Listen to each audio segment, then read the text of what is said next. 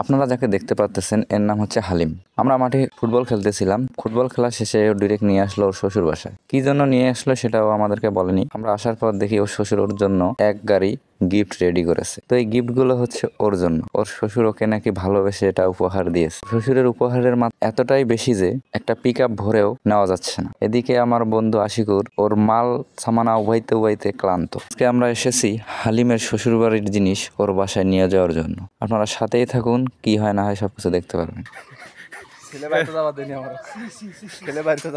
কিরে দোষ, আমরা খেললাম, বাড়িতে যাওয়ার দিলি না তুই। রাহাত তোর তোর বাড়ি থেকে জেলে নিয়ে যাচ্ছে, কিছু কোশ না কে? তুই আর শালা, তুই কিছু কব না? তুই কি খুশি?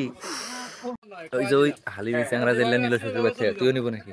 এটা আসলে শ্বশুরের ভালোবাসা, তুইও নিব? শাশুড়ির ভালোবাসা, তুইও নিব? এটা আসলে বুঝতে হবে। আমি নেব কি, ওটা বড় কথা না। বড় কথা হচ্ছে যে প্রত্যেকটা ছেলেপেলের উচিত এরকম জিনিস করার সামর্থ্য নিয়ে তারপর বিয়ে করা। এ হালিম, ভালো হলো রে, তুই ভালো হলো না। না হেলপার না, এলা তোরই হেলপার তুই। গাইস দেখেন মানুষ শ্বশুর বাড়ি থেকে এগুলো কি কেমনে নেয়। শ্বশুর বাড়ি থেকে এগুলো নিতে কি কি তোর অনুভূতি কি? হালিমটা নিল? আমার কোনো অনুভূতি নেই, কারণ আমাদের দুঃখ কষ্ট এটা আমরা হচ্ছে না। সুন্দরী বউ পাওয়ার আশায়, সুন্দরী বউ পাওয়ার আশায় এই দিন আমরা সুন্দরী বউয়ের সাথে মিলে নিবি না, বলতেই হবে, এগুলো লাগবে না। আরে হালিম রে, যা দেখালি জীবনে, উপরে গেলে জীবনে সেগুলো তোমার ইচ্ছেগুলো ইচ্ছে হলে আমায় দিতে পারো। আমার ভালোবাসা ভালো লাগা তোমায় দেব আরো। তুমি হাতটা শুধু ধরো, আমি হব না আর কারো। তুমি হাতটা শুধু ধরো, আমি হব না আর কারো। ভুলে গেছিলি? প্রিয়া রে, প্রিয়া রে, প্রিয়া রে, কাঁদে মন মন কাঁদে প্রিয়া রে।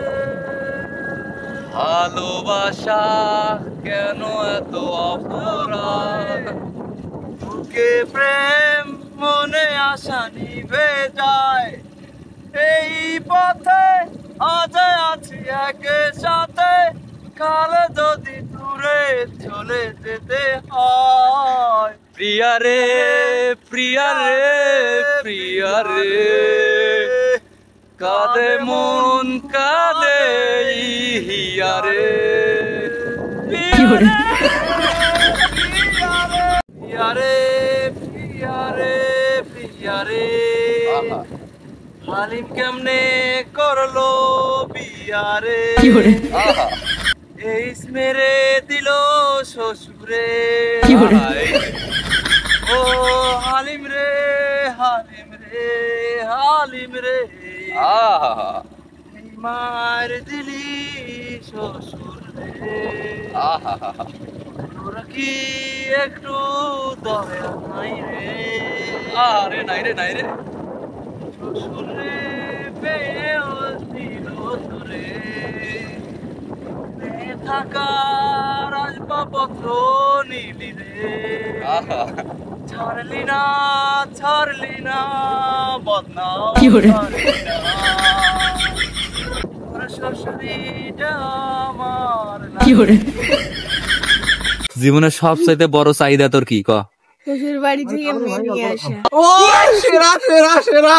খালি মেয়ে নিবি, এই যে মেয়ের সাথে এগুলা ভাই নেবো তো? নিবু হ্যাঁ, সাথে আর কি ক? জিনিসপত্র, জিনিসপত্র আর শ্বশুরের মেয়ে। আর কি নিবো? আর কি এই দুটা জিনিস নিলে তো শেষ? আর কিছু নিবি না? আরো আছে গাড়ি। ও মারছে রে, কি গাড়ি? গাড়ির ইয়েটা কি? না, কাওয়াসাকি নিনজা স্কয়ার।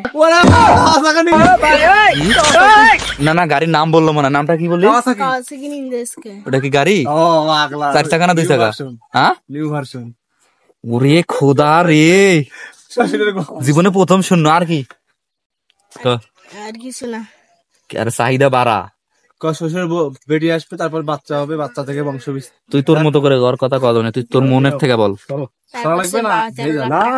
13 লাখ টাকা, গাড়ি, জিনিসপত্র আর কি?